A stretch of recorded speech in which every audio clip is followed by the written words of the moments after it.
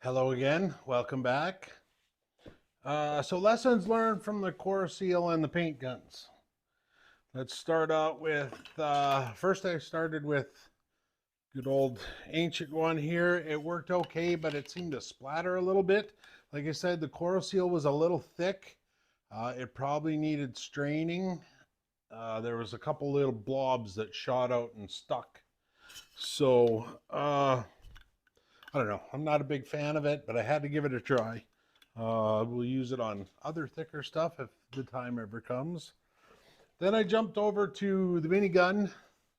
I didn't strain it for the first go, and it didn't work at all. It just would spurt a little bit and then nothing. And then you'd wait a little bit, spurt a little bit. But then I discovered that I had one of those little filters in the end that was clogging up. And when I took it out, I strained the core seal through one of these strainers.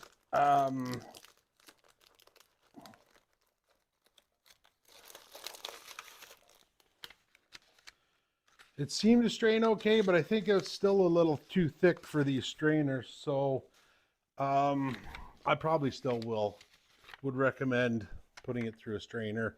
Just let it strain for a while. There is a thick film that goes on top of the mesh, but I didn't have a lot to do. It was like a second coat, and I just wanted to hit the spots that were still gray. It said just as long as it's black or a dark purple, it's good. So I just did a really light coat, and that's why I went with the small one to try it out and just to hit the other areas. So it did okay. Next time I'll use a bigger cup, but I'll probably stick with the miniguns on these small projects. And I think that's what I'm going to do with this paint as well. As I'm going to hopefully get away with the mini and not use as much paint as I would with a big one, because I'm thinking with a big one I got a big fan and I'll be missing a lot. Like if the fan was here, whereas the mini, maybe the fans, I don't know. So we're going to start with the mini. Now the other thing I got was, let's see here, I got some disposable cups. I thought that was a neat idea. So these cups, it comes with a disposable cup that fits inside the measuring cup that has a hole in it. So I think the theory is the paint in that goes in there, and rather than have a vent hole, the cup contracts on itself or vacuums on itself.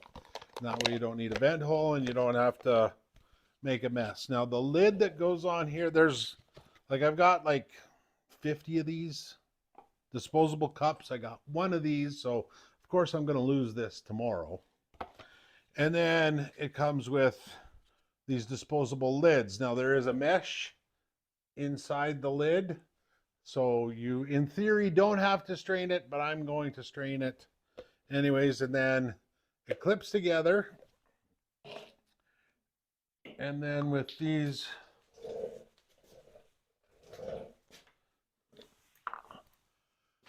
little adapters. Now I had to order the adapter for the mini separate.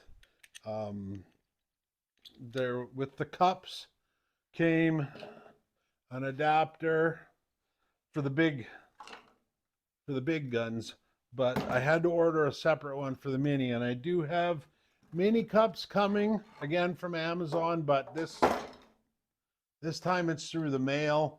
And of course we're on a mail strike here, so that is taking a while, but hopefully it gets here sometime. But I think for this one, we're going to go with the big cup anyways on the mini gun. So like I said, you take the lid, snap it on, and then all that snaps into this adapter.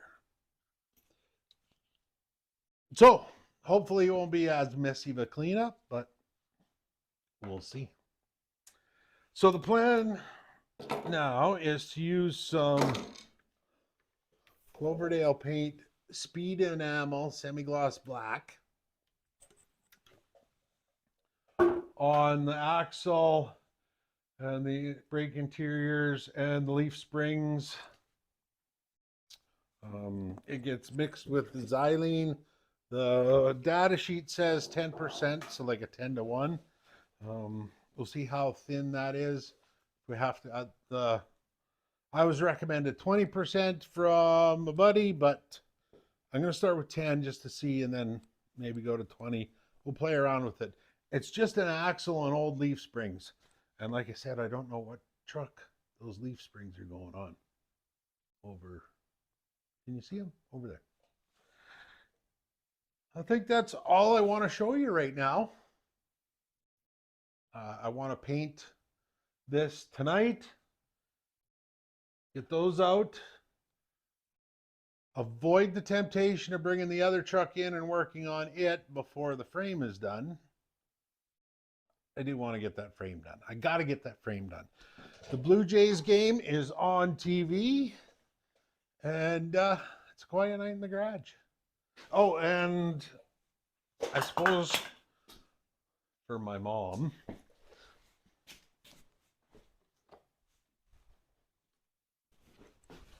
and all of you wondering, I use a full face mask for painting. Again, it was recommended from a friend to use the full face mask. It not only, you don't have to wash, you don't get as dirty and paint everywhere, but I think it's good not to get stuff like in the eyes as well. So I really like that idea, so I thought I would go with it. This one is one that I didn't realize that I had, that is multi-purpose, so I'm using it first. I did get a better one. I will eventually go with that. I'm not happy with this one. These things keep falling off on me, so when I'm playing around with it, when I'm painting, they don't fall off, but when I'm playing around with it and going to put it on, it does fall off. So that's it. Time for the time-lapse speedy paint job. I believe it's half an hour between coats. I'll wait till I can touch to dry, and I'm going to do at least 2, maybe 3 light coats.